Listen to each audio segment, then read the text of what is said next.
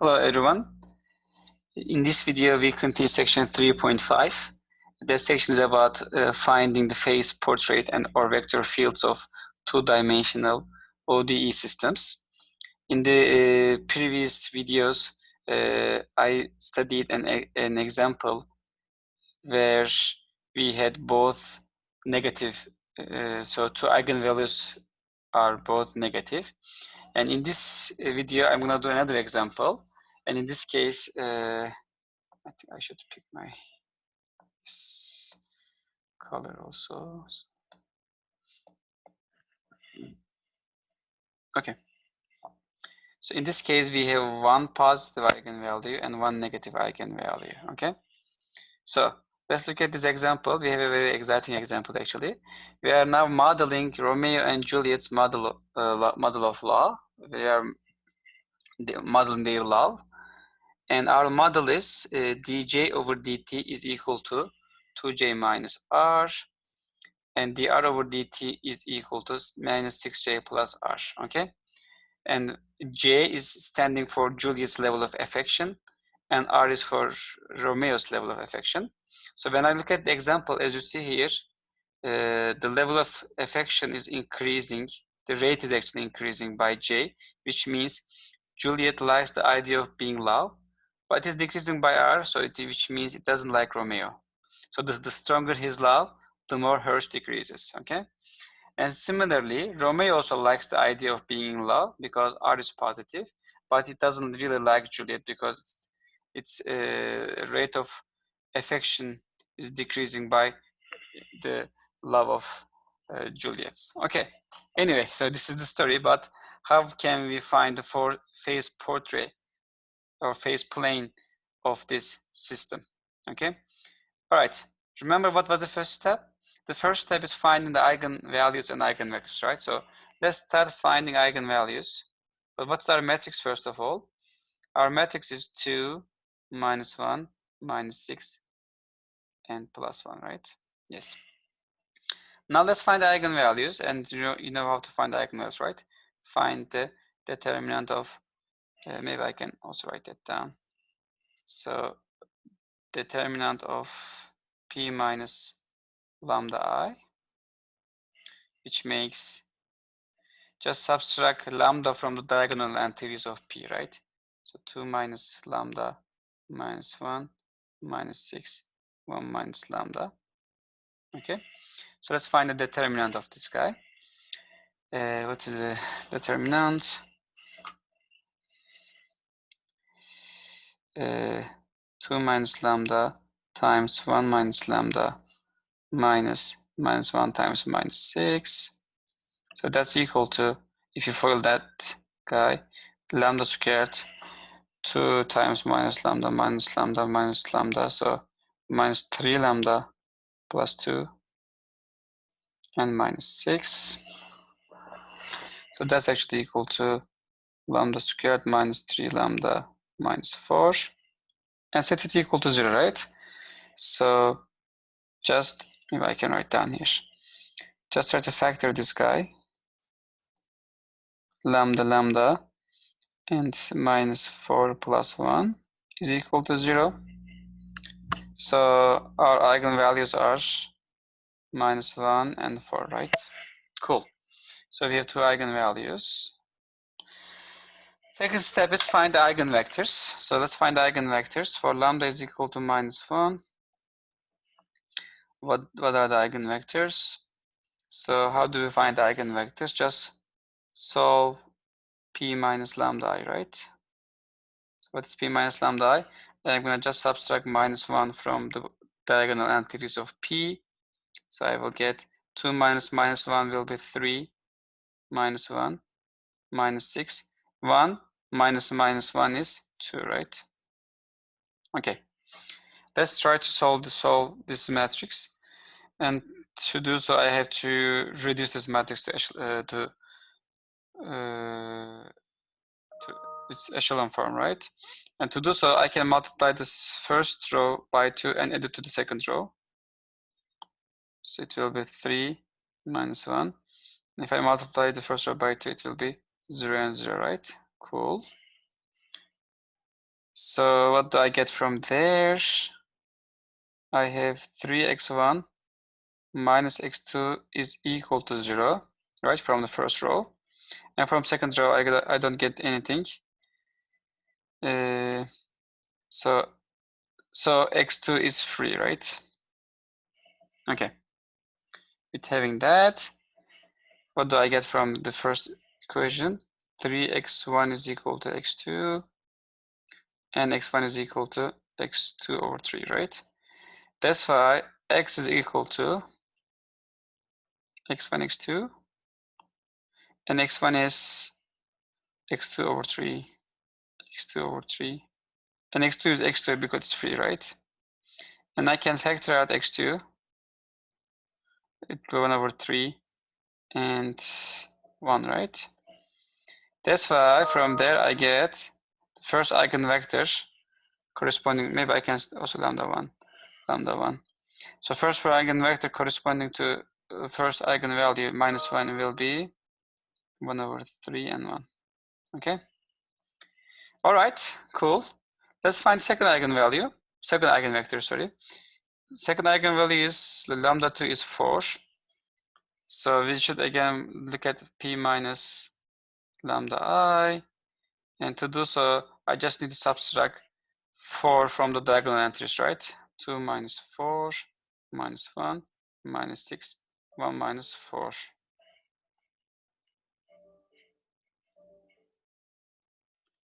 Okay, so what is that equal to? Minus 2 minus 1 minus 6 minus 3. Again, try to reduce this matrix. Multiply the first row by 3 and add it to the, actually multiply by negative 3, add it to the second row. Minus 2 minus 1, 0, 0, right?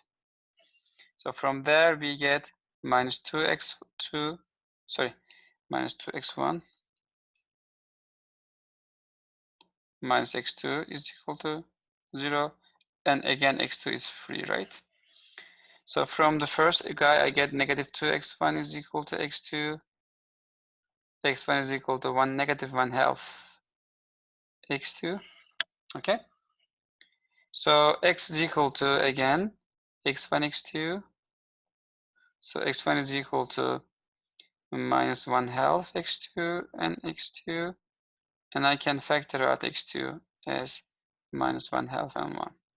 Cool. So our second eigenvector is v2, which is equal to negative 1 half and 1. Okay.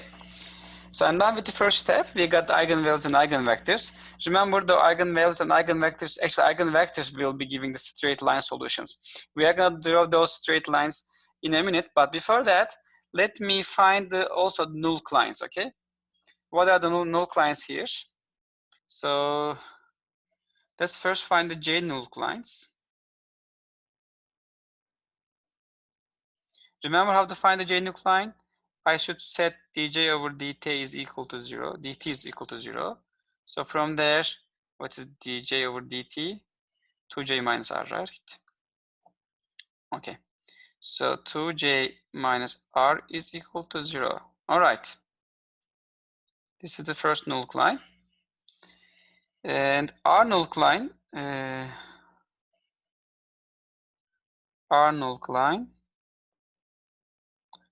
I have to set dr over dt is equal to 0, right? And what is dr over dt? Minus 6j plus r. Minus 6j plus r is equal to 0. And I can even rewrite these guys. For example, I can say r is equal to 2j is the null line. And from there, r is equal to 6j is the null line. Okay. All right, we got the null lines. Now we are going to combine all these guys. Maybe I can do it in the next page. Let's go to the next page. I have space over there. Yes, this is my space. Okay. Now let's draw our axis first of all.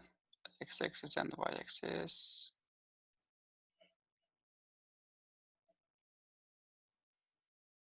Okay. 1, 2, 3, 4, 5, 6. 1, 2, 3, 4, 5, 6. 1, 2, 3, 4, 5, 6, 1, 2. Okay. Okay, what are the eigenvectors? Let me write down maybe I can hear. The first one was 1/3 1, and the second one was -1/2 and 1, right? So let's first draw these guys. Let me pick another color for the eigenvectors. I guess I was picking, yes, green. Okay, 1/3 1. So, and remember this is J and this is R. Okay, so 1/3 and 1. So J will be 1/3 and 1 is 1. 1/3 and 1. So to this point. But I can also expand this, right? If I take J is equal to 1, R will be equal to 3. To make it whole numbers. Yes, this is our eigenvector. And the corresponding eigenvalue was negative, right?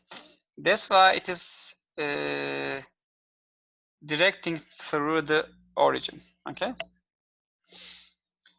And what about second eigenvector, -1/2 and 1?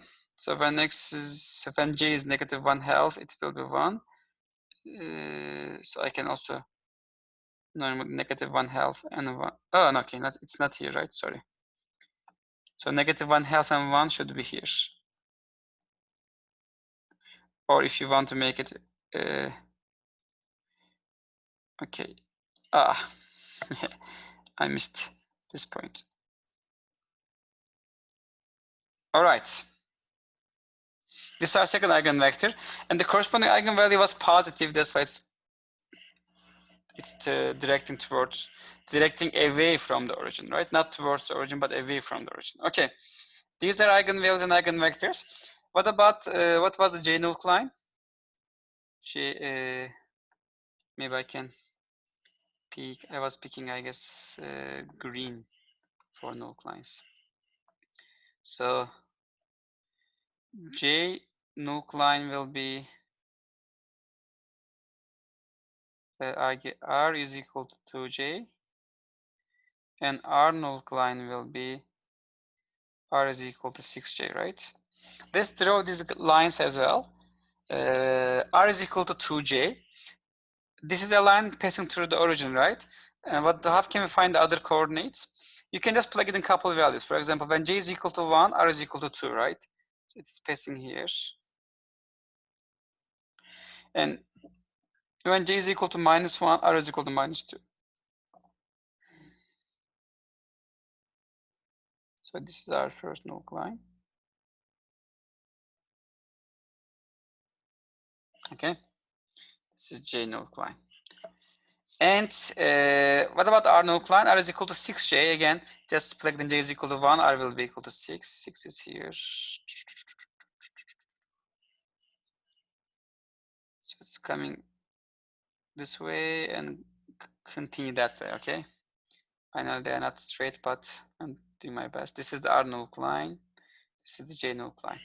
Okay. Now remember, this is the second step. What was the third step? We need to find the arrows, right?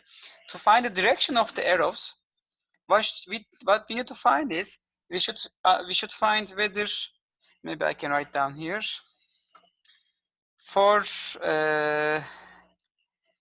so remember, let me remind you. So if dj over dt is bigger than 0, it is which means j is increasing, right? So j is increasing means the arrow should be directing to the right. But dj over dt means bigger than 0 means, remember dj over dt was equal to 2j minus r, right? 2j minus r is equal to 0. For these values, our arrows are directing to the right. Okay, so normally 2j minus r line is the j null line already. So, and the j null line is dividing our xy plane, actually jr plane, into two pieces. On the right hand side and the left hand side, we have two different signs. But which one is which? So to do that, just pick an arbitrary point in any region, okay? For example, let's look at the right region here. Pick an arbitrary point. For example, let's pick this point. J is 1, R is 0, right? and plug it in j is 1, r is equal to 0 here. 2 times 1 minus 0, which is 2. 2 is bigger than 0. Is this true? Yes. Then on this part, on the right part, this inequality is true, okay? That's why our direction is to the right, okay? Here, it is to the right. It is here also to the right. But if you look at the left of this line, null line, it should be towarding to the left, okay? Because it's, y, again, the derivative is negative. All right. Secondly, I should look at dr over dt bigger than 0. And dr over dt, remember, from the question statement, we see that negative 6j plus r is bigger than 0. Again, just look at the null line for r. This line is again dividing our plane into two half planes. Pick an arbitrary point. For example, let me pick this point here, negative 1, comma 0, right? J is negative 1, r is 0. And maybe I can pick another other point. Let me pick this same point again, okay? J is 1 and r is 0. If you plug that point here, negative 6 times 1 plus 0, which is negative 6. Negative 6 is bigger than 0. Is this true? No. Which means that on the right hand side, it should be less than 0, right? And whenever it is negative, it is pointing towards the downside, right? So it is here pointing to downward. It's also downward here, right? Again, this is the right hand side of this R null line, and the left hand side on this R null line, this is satisfied, so it's pointing upward, okay? And remember, those R null lines are dividing our plane into 4 subplane or 4 regions. And the first region is, just try to follow my dot here. It is here, right? And in this region, the arrows are headed this way. In this region here, arrows are headed this way. And in this region here, try to catch my dot. Arrows are heading that way. And in this piece here, in this region here, arrow is directing that way, okay? So these are important information. All right. What is another important information is, on the J null lines, dj over dt is equal to 0, right? Which means J is not changing. So arrows on the J null lines are vertical, because only it's changing in the R direction, right? So, okay, let me pick another color for the arrows. I think I was picking, yes, this color. Okay. On the J null line, the direction of the arrow should be vertical, and if you look at this part, it is directing down, right? So our arrow should be like that, okay?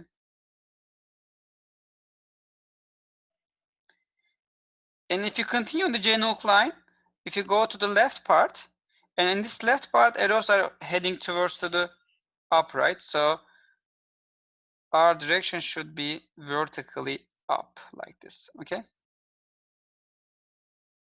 All right. And similarly on the R null line, remember, the arrow should be horizontal, because dr over dt is 0, which means R is not changing, only J is changing. That's why arrows should be left or right, but it should be horizontal. And if you look at this part, the arrows are pointing towards the left, right? That's why our arrows should be left. It's horizontal, but left. And on the bottom part, what do you see?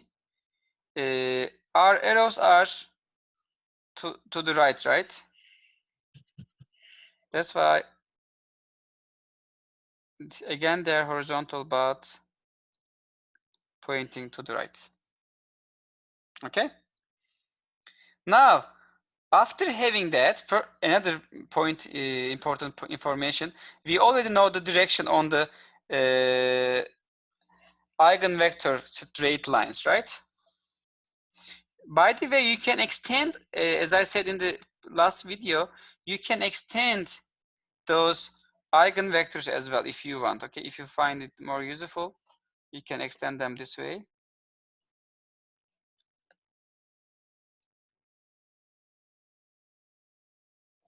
And since it is negative, so on this part again, the direction is not through towards the origin, but away from the origin. You can also extend the other eigenvector if you want.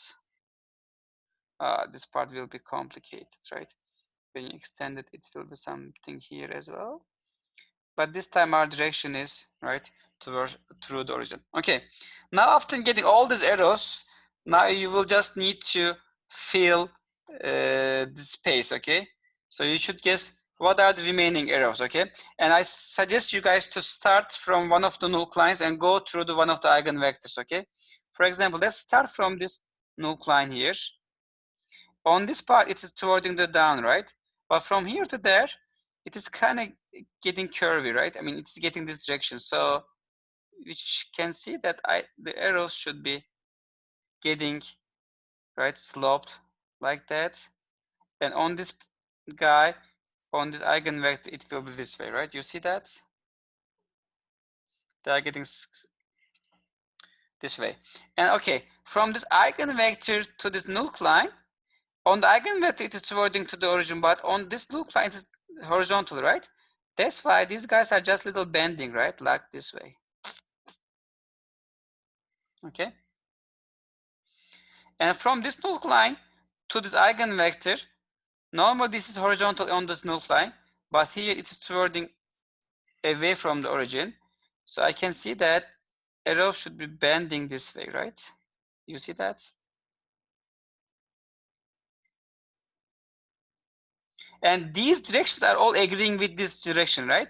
For example, if you take this arrow, if you find this component, vertical component, it's towards up and towards left, right? So it's exactly aligned with these directions, okay?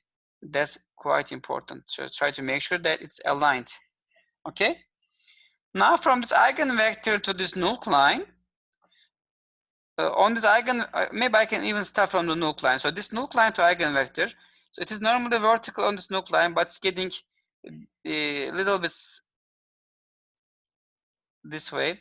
So which means that our arrows are getting bent this way and finally reaching that, right? So, and these guys are getting closer, and when they reach to the eigenvector, it's getting this way. Okay, it's kind of, maybe I can zoom here. If you look at here, from this null line to this eigenvector, it is bending this way a little bit, and when they reach here, they are going this way, and from here to there, it's getting horizontal. So there is this slope over there, and not finally actually, from this null line to this eigenvector, it's getting curved this way. You see that, right? And when they reach here, they're aligning with the direction of the eigenvector. And finally, from this null line to this eigenvector, it's getting this way, right? Okay, yes. Now we obtained the phase portrays, and to get one solution, just need to follow the arrows and get some spatial solutions. All right, but this is all the solution space here. So these arrows are just showing how the solution behaves, at least. Okay. All right. So this is the case for one positive and one negative eigenvalue. Of course, this is not all the cases, right? What are the other cases? First of all, which cases we have done so far? We studied real and both negative, right? In the first example. And in that case, we had a sink, right? Remember, the arrows were twirling through the origin. So origin is kind of behaving like a sink. We also did real and opposite signs, right? So it can be positive and negative. So this is, and we got this situation, it's called unstable saddle. It's called unstable because sometimes it is getting closer to the origin, right? For example, here, but sometimes getting away from the origin. So it's kind of unstable. I didn't do that case, but if we had both positive case, then it will be like a source, okay? What I mean by source, there will be some solutions getting away from the origin. So origin was like behaving a source, and we had got some arrows starting from origin and getting away from the origin. By the way, you can find the pictures from our textbook. And of course, eigenvalues don't have to be real numbers. They can be also complex numbers, right? What happens if they are complex numbers? I will not go into detail about the complex numbers case, but at least I want to mention what they are, okay, briefly. If, for example, you get a purely imaginary, which means there is no real part, then we get a stable center. If you get complex with positive real part, if the real part is positive, we will get a spiral source, so it will make a spiral shape. And if it is complex with negative real part, it will be a spiral sink. Same shape, but it will be now behaving like a sink, okay? And of course, this is not all the case, right? We can have, what is the missing case here? We can get a real case. We can get a complex case. We can also get a real case, but with this repeated eigenvalue. You remember that? So what happens if it's repeated eigenvalue? We get a different scenario then. Then the equilibrium will be an unstable improper node. If we have a negative repeated real value, eigenvalue, the equilibrium is a stable improper node, okay? But this part is section 3.7, so not in this section, but I will not actually go to detail in that section either. So I will just mention what they are, and that's it. But in general, let me summarize what we have done so far. To solve a linear system, first find the eigenvalues, find the eigenvectors, okay? After getting that, now there are three cases. If we have two distinct real eigenvalues, this is the solution, right? This is section 3.4, we have done that. If there is one repeated eigenvalue, this is the solution. This is section 3.7. We didn't do this section, and we will not do that section actually.